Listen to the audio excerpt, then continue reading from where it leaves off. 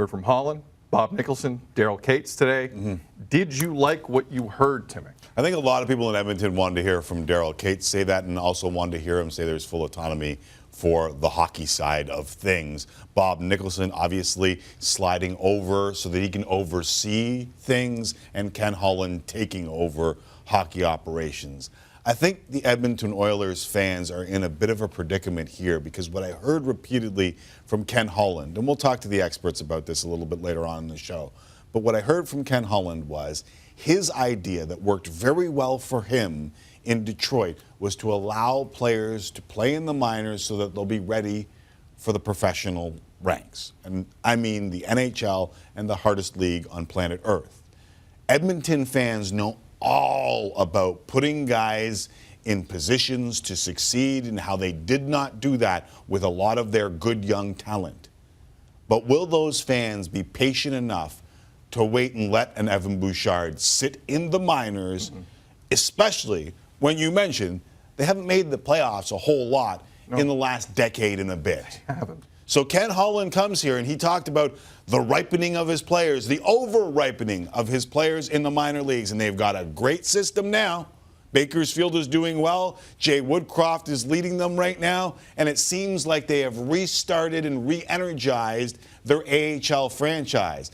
But folks in Edmonton don't give a bleep about their AHL franchise. They want to know about the NHL franchise, and I hope that Ken Holland was laying the groundwork for those very same fans who are going to have to exhibit a little bit of patience so that when you go to the 6th round and get a Pavel Datsyuk like Holland once did, or go to the 7th round and get a Henrik Zetterberg like Holland once did, you can wait for them to be groomed. I just don't know if Edmonton's in that spot. They're not. And I understand all the skepticism here, man. Like, I get it. I get it.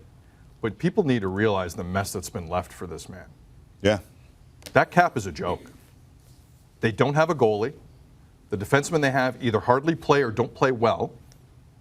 And they have one line front-loaded with no other wingers and no other centers. A couple D-men when they're healthy, and Darnell Nurse. When Sekera's healthy, but Tim, like, he's never healthy. No, I get it. But so you need to give this guy time. Yeah. That's my only message to Edmonton Oilers and Oiler fans all over social media. But you know as well as I do, no one's giving them time. But that's the one thing I did hear from Holland today that I thought was so dangerous. We're going to try and make the playoffs next year. This rebuild is starting again.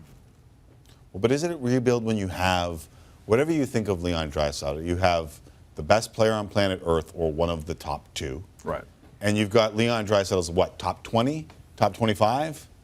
Yeah. Top 30, whatever you want to definitely. say it is. He's there. Yeah. You and I can disagree on how good Leon Draisaitl is, whether or not he drives his own line, all those things. You've got two really good players, right? Yeah. So it's not a complete rebuild. We've heard Brian Burke come in here and talk about that. But the patience is not there for any sort of rebuild. And that's toxic. Yeah. So, I mean, will fans give him time? I'm not sure. He deserves it. Right. But will he get it? Probably not if I'm a betting man.